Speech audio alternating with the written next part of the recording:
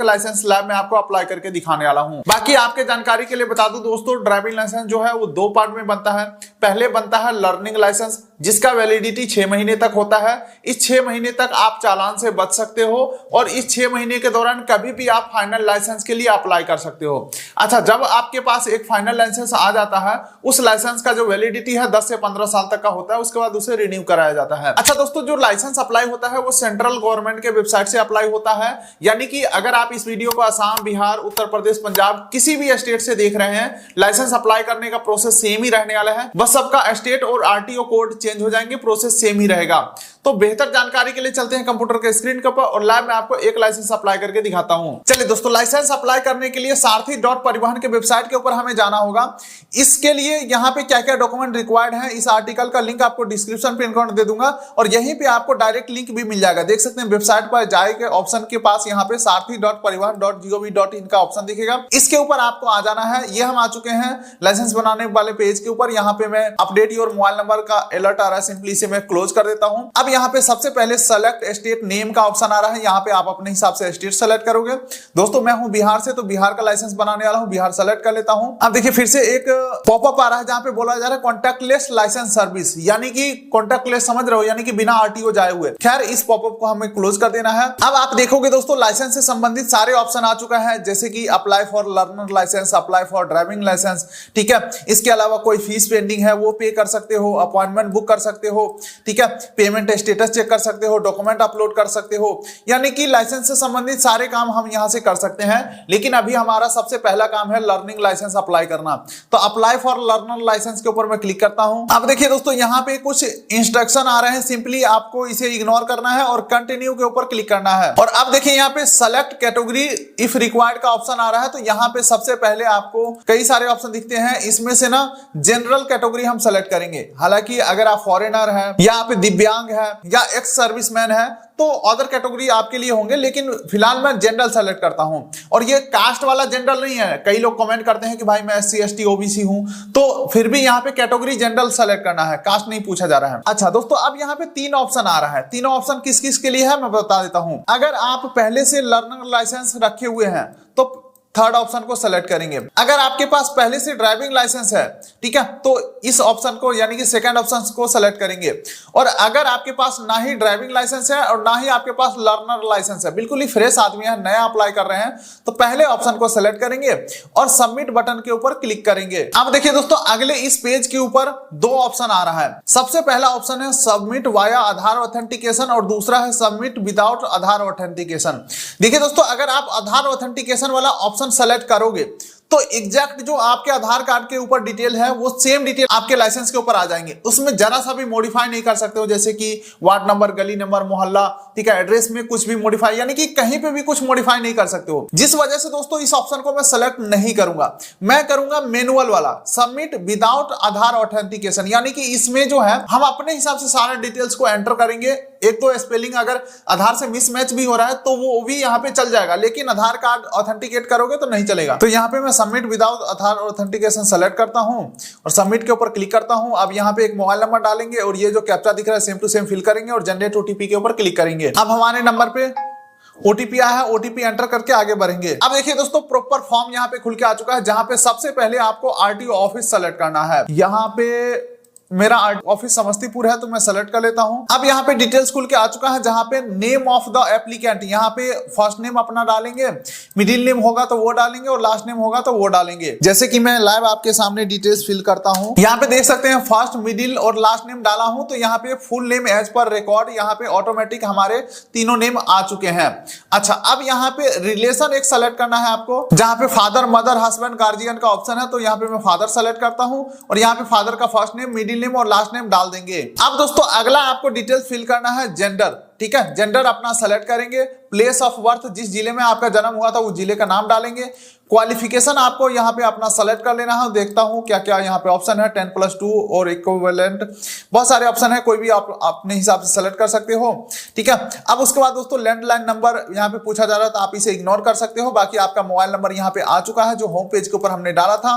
और identification mark में 2 mark आपको डालना है। आपके शरीर के ऊपर कोई भी ऐसा परमानेंट मार्क हो तो वो आपको 2 डिटेल्स बताने हैं, आइडेंटिफिकेशन मार्क 1 और आइडेंटिफिकेशन मार्क 2। इसे मैं सिंपल भाषा में थोड़ा समझाता हूं। मेरे जो बाएं हाथ का उंगली है ये परमानेंट के लिए कटा हुआ है, तो मेरा एक ये पहचान है क्योंकि ये हमेशा रहेगा। इसके अलावा अगर आपके चेहरे पे कोई तिल है या कुछ भी जो निशान है वो आप यहाँ पे दे सकते हैं। वैसे यहाँ पे स्टार नहीं लगा हुआ है, आप नहीं भी फिल करोगे तो भी चलेगा।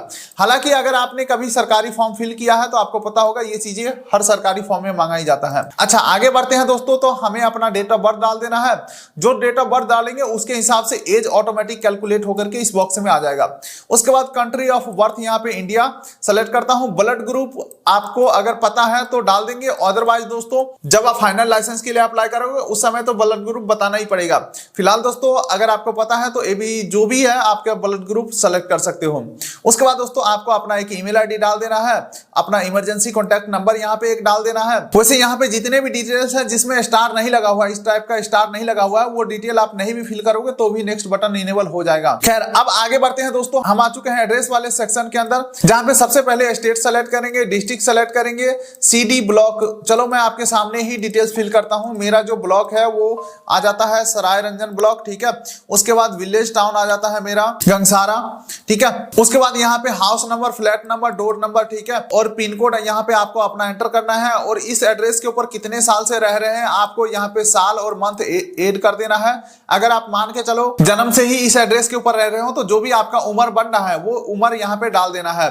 और यहाँ पे प्रेजेंट एड्रेस पूछा जा रहा है, यानी कि अभी आप जहां पे हो वो एड्रेस। अब यहाँ पे अगर आपका परमानेंट एड्रेस भी सेम है तो आप यहाँ पे क्लिक कर दोगे, ठीक है। तो आपका करंट और परमानेंट यानी कि इधर जो एड्रेस फिल करोगे वो ऑटोमेटिक इधर आ जाएगा। मेरे केसेस में करंट परमानेंट सेम है तो यहाँ पे क्लिक कर देता हूं। अब दोस्तों हम नीचे स्क्रॉल करते हैं तो ये हम आ चुके हैं सेलेक्ट क्लास ऑफ व्हीकल वाले पेज के ऊपर, जहां पे किस टाइप का आपको लाइसेंस बनवाना है, कौन कौन से गाड़ी चलाने के लिए लाइसेंस बनवाना है, वो चीजें सेलेक्ट करने हैं। मुझे फिलहाल 2 चीजें सेलेक्ट करना है, 4 व्हीलर पर्सनल गाड़ी का यानी कि लाइट मोटर वाहन, ठीक है, और दूसरा 4 चक्के का विथ गियर वाले का, यानी कि मोटरसाइकिल भी मैं चला सकूं। ये दोनों का लाइसेंस हमें बनवाना है। तो यहाँ पे लिस्ट में कई सारे नाम दिखेंगे, इसे सेलेक्ट करना है और यहाँ पे इस एरो बटन के ऊपर क्लिक करना है ऊपर वाले के ऊपर। तो इस लिस्ट से इधर आ जाएगा डिटेल्स, जैसे कि यहाँ पे light motor vehicle LMV select करता हूं और इसे इधर क्लिक करता हूं तो LMV देख सकते हैं इधर आ चुका है। मान के चलो गलती से अगर इधर आ गया तो इसको सेलेक्ट करके ये नीचे वाला बटन को क्लिक करेंगे तो वो वापस से इधर आ गया। चलो मैं LMV लाइट मोटर वाहन यानी कि 4 व्हीलर पर्सनल गाड़ी सेलेक्ट कर लेता हूं और यहाँ पे सेकेंड ऑप्शन है मोटरसाइकिल विथ गियर, ठीक है, नॉन ट्रांसपोर्ट, इसे मैं सेलेक्ट करता हूं और फिर ऊपर वाले एरो बटन के ऊपर मैं क्लिक करता हूं तो ये दोनों सेलेक्ट हो चुके हैं। अब नीचे स्क्रॉल करते हैं। अब ये दोस्तों यहाँ पे पूछा जा रहा है कोई सर्टिफाइड स्कूल से आपने ट्रेनिंग लिया है ड्राइविंग का, तो यहाँ पे मैं क्लिक नहीं करूंगा। अगर आप क्लिक करते हो तो जो भी स्कूल इनके साथ टाई अप में है उनका लिस्ट आ जाएगा, फिर रोल नंबर वगैरह आपको डालना होगा। लेकिन दोस्तों मैं किसी स्कूल से नहीं सीखा हूं यानी कि कुछ भी फिल नहीं करूंगा। अब अगला आ जाता है fill up form 1 before submitting the application. यहाँ पे click here to self declaration form का ऑप्शन आ चुका है, इसके ऊपर मैं क्लिक करता हूं तो एक फॉर्म खुल के आ चुका है। हालांकि दोस्तों फॉर्म सबके लिए एक ही है, लेकिन जवाब सबको अपने अपने हिसाब से देना है।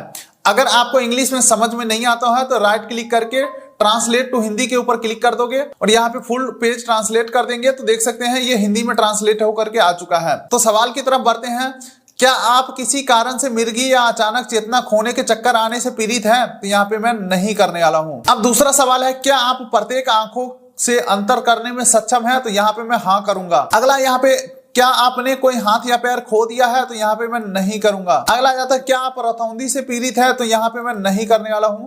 क्या आप इतने बहरे हैं कि साधारण ध्वनि संकेत भी नहीं सुन सकते हैं? नहीं, ऐसा कोई मेरे में प्रॉब्लम नहीं है तो नहीं सेलेक्ट करता हूं। क्या आप किसी अन्य बीमारी या विकलांगता से पीड़ित है? ठीक है, तो यहाँ पे मैं नहीं कर देता हूं। अब यहाँ पे एक टर्म्स एंड कंडीशन एग्री करेंगे, जमा करना के ऊपर क्लिक करेंगे और सेल्फ डिक्लेरेशन फिटनेस, तो यहाँ पे मैं ओके कर देता हूं।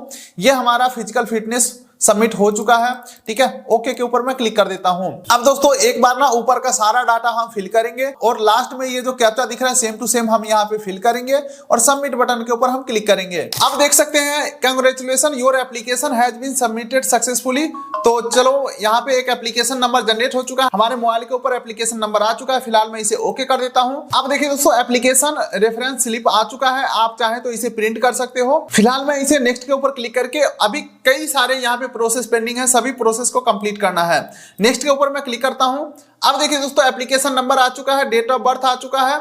अब ये जो कैप्चा है सेम टू सेम हम यहाँ पे फिल करके सबमिट के ऊपर क्लिक करेंगे। चलिए दोस्तों एप्लीकेशन हमारा खुल के आ चुका है। पेंडिंग टास्क कंप्लीट करने के लिए नीचे स्क्रॉल करेंगे तो यहाँ पे आप देखोगे fill application detail learning licence के लिए यहाँ पे कंप्लीट हो चुका है। अब दोस्तों अपलोड डॉक्यूमेंट पेंडिंग है, ठीक है। तो अपलोड डॉक्यूमेंट करने के लिए नीचे प्रोसीड के ऊपर हमें क्लिक करना है। अब देखिए दोस्तों हमारा सारा डिटेल खुल के आ चुका है, करना कुछ नहीं है, बस ओके के ऊपर आपको क्लिक कर देना है। अब यहाँ पे हमें एक एक करके डॉक्यूमेंट अपलोड करना है, जिसमें कि सबसे पहला डॉक्यूमेंट टाइप यहाँ पे सेलेक्ट करना है। तो यहाँ पे एज प्रूफ सेलेक्ट करेंगे। उसके बाद प्रूफ में मैं क्या दे सकता हूँ, तो देख सकते हैं 10वीं का मार्कशीट में दे सकता हूँ, या बर्थ सर्टिफिकेट दे सकता हूँ, या पैन कार्ड दे सकता हूँ। पैन कार्ड आसान रहेगा, चलो मैं पैन कार्ड सेलेक्ट करता हूँ। बट एक चीज मैं नोटिस कर रहा हूँ, यहाँ पे आधार कार्ड का ऑप्शन नहीं है। चलो कोई बात नहीं, पैन कार्ड सेलेक्ट कर लेता हूं। डॉक्यूमेंट नंबर के अंदर अपना पैन कार्ड नंबर डाल देना है। इशू बाय में यहाँ पे इनकम टैक्स डिपार्टमेंट डाल देना है। इशू डेट में आप चाहें तो छोड़ सकते हो, कुछ भी मत डाले, कोई दिक्कत नहीं। और यहाँ पे कॉन्टैक्ट नंबर में भी कुछ भी नहीं डालेंगे। और यहाँ पे फाइल को अटैच करेंगे, जो कि फाइल 500 KB के अंदर होना चाहिए। और फॉर्मेट आप देख सकते हो JPEG या PDF में होना चाहिए। चलो मैं एक बार अपलोड करता हूं। दोस्तों डॉक्यूमेंट हमारा अपलोड हो चुका है। आप चाहें तो व्यू कर सकते हैं या कंफर्म कर सकते हैं। यहाँ पे मैं कंफर्म करता हूं। और यहाँ पे आप देखोगे तो एक डॉक्यूमेंट हमारा अपलोड सक्सेसफुल हो चुका है। दोबारा से एक और डॉक्यूमेंट हमें अपलोड करना है। तो दूसरा ऑप्शन में देखने को मिल रहा है एड्रेस प्रूफ। तो इसे मैं सेलेक्ट करता हूं। और प्रूफ के अंदर आपको क्या क्या ऑप्शन मिलेगा, हाँ यहाँ पे एड्रेस प्रूफ के अंदर आधार कार्ड का ऑप्शन है। तो चलो मैं आधार कार्ड सेलेक्ट कर लेता हूं। उसके बाद आधार कार्ड का फोटो यहाँ पे अपलोड कर देना है। और इसे भी मैं कंफर्म करता हूं। और ये दोनों डॉक्यूमेंट हमारा अपलोड हो चुका है। नेक्स्ट के ऊपर मैं क्लिक कर देता हूं। अब आप दोस्तों फिर से वापस से एप्लीकेशन नंबर और डेट ऑफ बर्थ के ऊपर हम रिडायरेक्ट हो चुके हैं। ये कैप्चा हम यहाँ पे फिल करके सबमिट के ऊपर क्लिक करेंगे। इसी प्रकार से बार बार हम एक एक स्टेप को कंप्लीट करते जाएंगे एप्लीकेशन नंबर डाल करके। फिर से हम आ चुके हैं एप्लीकेशन पेज के ऊपर, नीचे स्क्रॉल करते हैं। तो अब आप यहाँ पे देखोगे अपलोड फोटो एंड सिग्नेचर वाले पेज के ऊपर यहाँ पे ये टास्क अभी पेंडिंग है।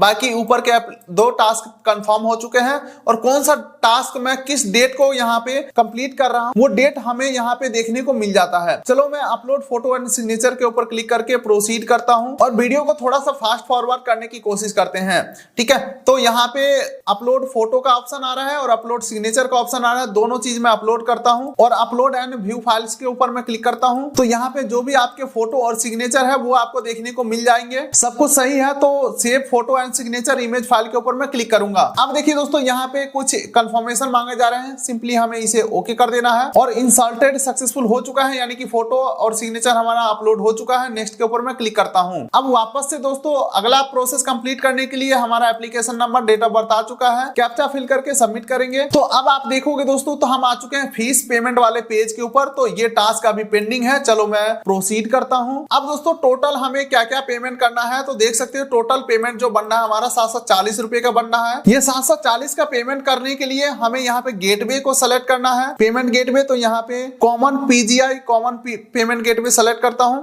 उसके बाद ये जो कैप्चा दिख रहा है सेम टू सेम हम यहाँ पे फिल करेंगे। हमारा मोबाइल नंबर ऑटोमेटिक आ चुका है। अपना ईमेल आईडी डाल देना है और टर्म्स एंड कंडीशन एग्री करेंगे और पे नाउ के ऊपर क्लिक करेंगे। अब दोस्तों दोबारा से एक कंफर्मेशन मांगा जा रहा है। यहाँ पे टर्म्स एंड कंडीशन एग्री करेंगे और प्रोसीड फॉर पेमेंट के ऊपर हम क्लिक करेंगे। और ये देख सकते हैं सेलेक्ट पेमेंट का ऑप्शन आ चुका है। CF जो भी ऑप्शन है सेलेक्ट करेंगे, टर्म्स एंड कंडीशन एग्री करके सबमिट करते हैं। चलो finance department government of Bihar के पेज के ऊपर मैं आ चुका हूँ। यहाँ पे हमें पेमेंट करना है कंफर्म। और ये फटाफट से पेमेंट लिंक दे ही नहीं रहा है, पता नहीं कितने टर्म्स एंड कंडीशन एग्री करवाएगा। पैसे भी ले रहे हैं, टर्म्स एंड कंडीशन भी एग्री करवा रहा है। चलो 740 सेलेक्ट करके नेक्स्ट करता हूं।